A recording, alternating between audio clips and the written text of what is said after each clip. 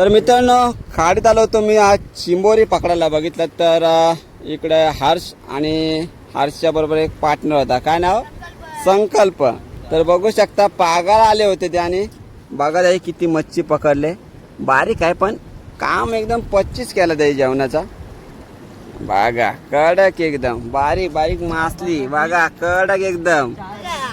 हे बघा आणि मस्त की जिताडी सुद्धा पकडले ताई बारकी बारकी.